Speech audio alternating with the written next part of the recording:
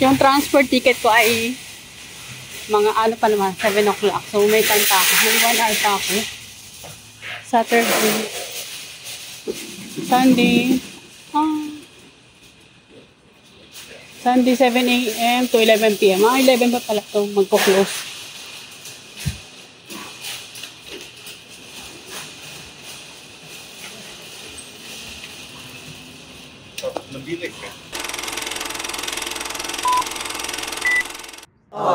Hello mga ka-dreamers! Welcome back to my vlog. Hello everyone! For today's video, i-share ko lang sa inyo yung isang taon ko dito sa Canada. Okay, mula pagdating ko ng airport bilang housekeeping until maging caregiver. Okay? So by the way guys, nandito ako ngayon sa Springbank. As usual, ito kasi yung malapit na park dito sa amin. Dito sa Commissioner Road along Byron Baseline. So nakita nyo ay hindi pa masyadong madaming tao kasi maaga pa. Around 11 o'clock pa lang dito in the morning, and mamaya mga 12 to 1 p.m. marami na po yan naka-occupy sa mga bench. Okay? Dito kasi may mga table dito. Pwede kayong mag-picnic. Meron tigni Hawaii for family. Maganda dito kasi lalo na kung may family kayo, mag-iho-iho kayo, mag-picnic kayo dito sa Canada, ay open po ito. Park na to dito. Yun nga guys, share ko lang sa inyo yung 1 year pag-work dito sa Canada at pag-stay ko dito sa Canada. Okay, mula nung 2023 June hanggang ngayon. Okay, bale, i-share ko sa inyo yung naging journey ko. Pagdating ko naman ng airport ay okay naman, very smooth naman kasi sinundo naman ako ng employer ko dun sa Toronto. Okay, and then nag-start na ako ng work agad Monday. Kasi nung dumating ako dito sa Canada ay off day yon. Saturday, Sunday, automatic yan, off mo talaga. So, nag-start ako ng work by Monday. And then, ang work ko talaga ay Monday to Friday. 6 hours a day.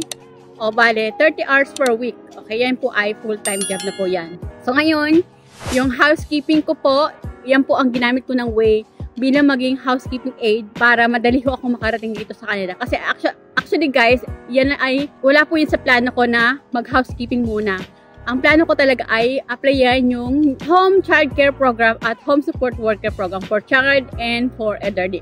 Bale, kasi elderly yung experience ko sa Hong Kong, so elderly din po yung magiging job ko sana dito sa Canada. Kaso nga lang, sa dami ng backlog, at nag-start itong pathway na to ay noong 2019, and then nag-expired po siya noong June 17, 2024. So, sa tagal ng application ay nag-switch na ako. Okay, naghanap ako ng agency. Yun nga, nakuha ko ay Metro Pinoy. Doon sa North Point, Hong Kong. Doon po ako nag-apply. And then, na-approve po yung visa ko noong April 2023. And then, lumapag po ako dito sa airport noong June 23, 2023. Yes guys, June po ako dumating dito sa Canada. Galing po ako ng Hong Kong. Actually, sabi kasi ng agency ko dun sa Hong Kong ay after 3 months ay babaguhin na yung job title ko from housekeeping aid to nanny. So, hindi po yun ang nangyari. Ang ginawa po namin kasi hindi po namin alam na ganun din po pala kalaki yung gastos ng mga employer para makuha kami dito sa Canada. So, naghintay ako guys ng, actually hindi naman buong 1 year. Noong January ay nag-start na kami, nag-start na si sir ng application for LMIA kasi kailangan namin ng LMIA niya para makapag-apply ako ng work permit. Ayun nga, na-approve yung LMIA ni sir, almost 2 months lang. 1.5 months ay na-approve na yung LMIA niya. Nung na-approve na yung LMIA niya, ay nag-apply na po ako ng work permit as caregiver. Yes guys. So bale, mabilis yung process from housekeeping and then naging caregiver. Job na po ako noong June 6, 2024. Yan po yung naging journey ko dito sa Canada from housekeeping to caregiver. Okay, yung journey ko as a housekeeping aid ay okay naman. Pag off ko Saturday, Sunday, lumalabas na ako ng bahay, pumupunta ako ng mall, nag-stay ako sa park. Para ma-relax lang ba? Although pwede naman akong mag-stay sa bahay, kaso nga lang, syempre may mga bata, hindi ka rin makaka-relax. Minsan tinatawag ko ng bunso nila. So ngayon, lumalabas na lang po ako ng bahay para ma-relax po o ma-enjoy ko yung day off ko every Saturday and Sunday. Wala, ganun din po yung schedule ko sa bilang caregiver na po. Okay, nag-start po yung journey ko bilang caregiver noong June 6, 2024. Same pa rin, same schedule, same hours. Nag-change lang po yung rate ko. Hourly rate ko ay naging 18. From 17, housekeeping 8 ay naging 18 na po as a caregiver. Yan na po yung rate ko dito sa employer ko, 18 Canadian dollars. Okay, so okay naman guys. Mabilis na yung panahon eh. Hindi mo na mamalaya na matatapos na pala yung isang kontrata mo. 1-year contract. Buti na lang, 1-year contract lang yung sa as a housekeeping kasi kung hindi, baka housekeeping 8 pa rin ako hanggang ngayon. Buti na lang, 1 year lang talaga kasi yung ibang kasama ko ay 24 months. Ibig sabihin 2 years yung contract nila as a housekeeping aide. Okay, yun naman. Thankful naman ako sa employer ko. At mababait naman din sila. Pero pagdating kasi sa trabaho, as in trabaho talaga. Hindi pwede po dito yung petiks-petiks. Okay, actually, yung trabaho ko sa Hong Kong ay mas madali kaysa po dito sa Canada. Okay, kasi dito, intindi natin na binabayaran tayo talaga ng dollar every day. Okay, every hour. So, talagang susulitin talaga yung oras ng pagbabayad sa atin ng dollars. So, kasi sa Hong Kong ay yung trabaho ko ay napaka-simple lang. Pero hindi naman ako guys na nahirapan. Kasi okay naman yung mga employer ko. Di tulad dun sa employer ko sa Hong Kong, laging pasigaw.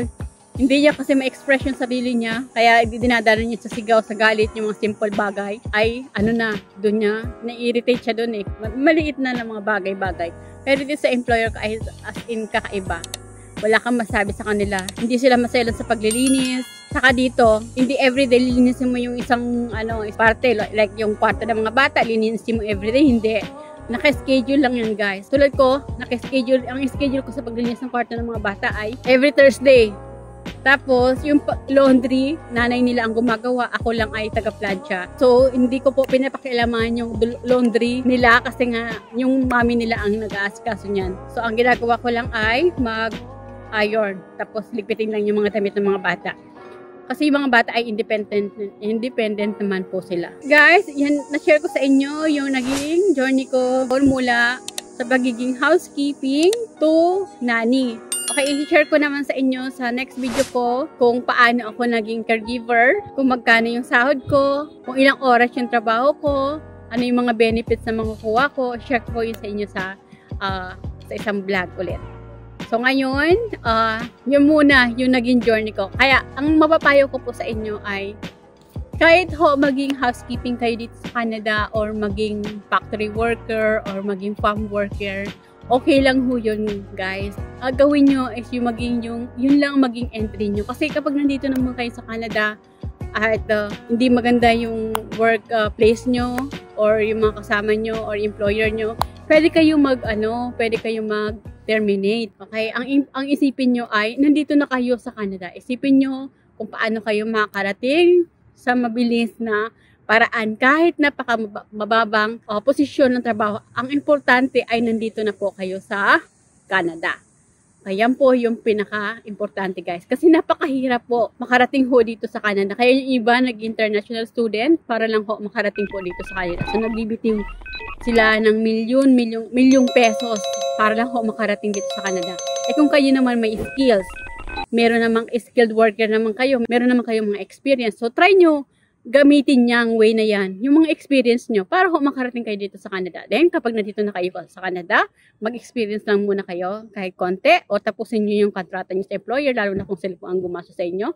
Then, hanap na kayo ng trabaho na yung fit talaga sa skills nyo. Okay? Pero, habang nasa labas pa kayo ng Canada, kung may opportunity kayo na makuha ng skilled work, ng mababang trabaho, papunta dito sa Canada, ay grab nyo na po. Wag na kayo magdalang isip. Ay, napakababang trabaho naman yan. Wag niyo pong isipin yan. Ang importante ay makarating po kayo dito sa Canada. Okay, para ma-experience na rin po yung mga na-experience ko, yung mga nakukuha naming payment from CRA, tapos yung mga child benefits, kung yung mga anak kayo, napakaganda po, pati health system dito sa Canada ay libre. Okay? So, yan po ang kagandahan dito sa Canada kapag nandito na po kayo. Tapos, libre pa yung pag-aral ng mga anak nyo. So, grab nyo na ano yung meron kayo ngayon. Kahit mababang posisyon, grab nyo na hanggang makarating po kayo dito sa Canada. Gamitin nyo ng entry.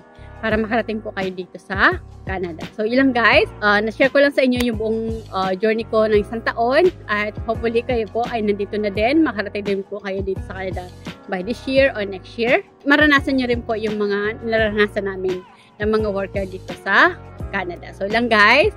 So, guys, if you find my video helpful, please subscribe naman, pa-like at share rin po kung nagustuhan niyo po yung mga video ko at nakakatulong po sa inyo. Please pakiclick nyo po yung bell notification para ma-notify po kayo sa mga bago ko video. So, yun lang guys. Thank you for watching. Bye. God bless us all.